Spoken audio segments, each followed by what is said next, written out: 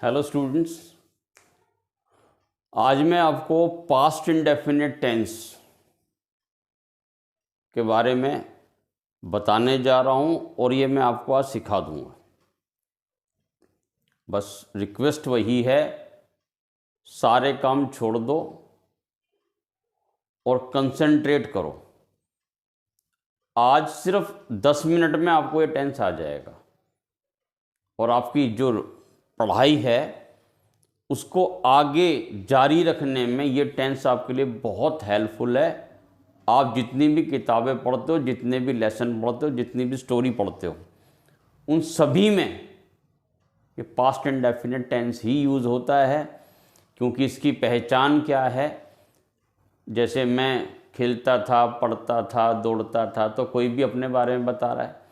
या इसकी पहचान होती है, मैंने एक शेर देखा, शेर मेरे पीछे भागा, मैं पेड़ पे चढ़ गया, शेर नीचे बैठ गया, थोड़ी देर बाद शेर वहाँ से चला गया, मैं पेड़ से उतरा और मैं घर आ गया।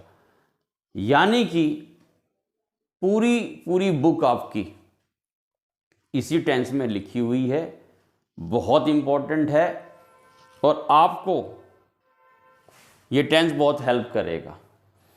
मेरा कारण ये लिखा हुआ क्यों है बता देता हूँ। जो वीडियो मैंने अभी बनाई उसमें कोई रीज़न रहा होगा, टेक्निकल फॉल्ट, और आवाज़ नहीं आई, तो मैं बस अब इसी बने हुए पर ही मैं आपको समझा रहा हूँ। ठीक है, अब ध्यान से समझना आप। पास्ट इंडेफिनिट टेंस, इसकी पहचान क्या है। अगर हम हिंदी में बातें करते हैं और लास्ट में ता था, ती थी, ते थे आता है, वह खेलता था, पढ़ता था, दौड़ता था, भागता था, या ये आया देखा, गया, सोचा, समझा, भागा, दौड़ा, अगर ये पहचान आती है तो हम ये समझ जाते हैं कि जो हिंदी में हम बात कर रहे हैं वो इंग्लिश में पास्ट इंडेफिनिट टेंस। पहले समझना, उसके बाद उसको ट्रांसलेट करना, यही है बेसिक लैंग्वेज। इसी को भाषा कहते हैं, अपनी भाषा से दूसरी भाषा को समझना।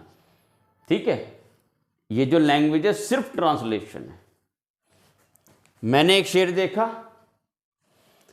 एक बात बता देता हूं, इसमें सेकंड फॉर्म यूज होनी है। किसके साथ यूज होनी है, कंफ्यूजन होने की कोई जरूरत नहीं है। सेकंड फॉर्म यूज होनी है और वो भी इसके सिर्फ एफर्मेटिव में। Negative, interrogative, affirmative, interrogative, negative, वहां पर दोबारा से फर्स्ट फॉर्म आ जाएगी। अगर मैं कहूं कि सेकंड फॉर्म सिर्फ और सिर्फ पास्ट इंडेफिनिट टेंस में यूज होता है तो दिस इज करेक्ट। और कोई भी टेंस नहीं है जहां पे second form of the verb use होती हो। और इसके भी सिर्फ एफर्मेटिव में, नेगेटिव इंटेरोगेटिव, इंटेरोगेटिव नेगेटिव में नहीं, सिर्फ और सिर्फ एफर्मेटिव में। ठीक है, तो मैंने एक शेर देखा, I saw a lion, second form, see की सेकंड फॉर्म होती है सॉ।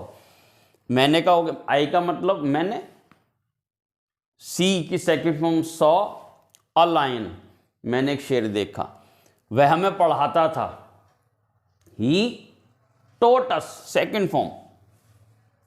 सिंपल सेकंड फॉर्म लगाते जाओ, जितने मर्जी सेंटेंसेस से आप बनाओ। आपको स्टोरी राइटिंग तो एटलीस्ट इससे आ ही जाएगा।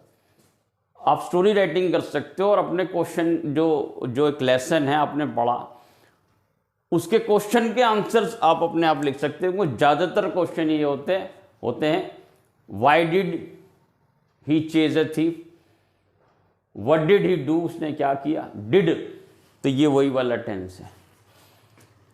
इसमें हेल्पिंग वर्ब, नेगेटिव में मैंने कहा, एफर्मेटिव में हेल्पिंग वर्ब नहीं है। जैसे प्रेजेंट डेफिनिट में था, नेगेटिव से शुरू होगी और वो होगी डिड नॉट।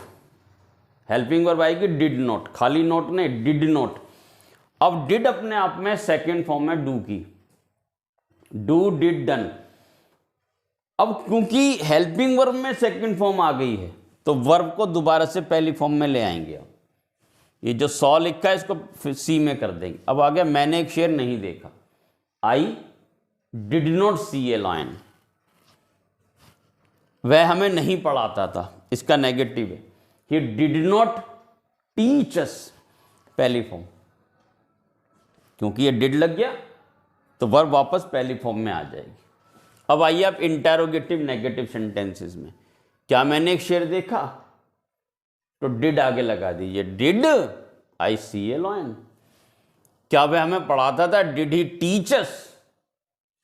फिर इंटेरोगेटिव नेगेटिव में, क्या मैंने एक शेर नहीं देखा, simple, did I not see a lion.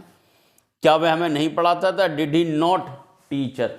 Not third position पे लगता है, तीसरे नंबर पे नॉट।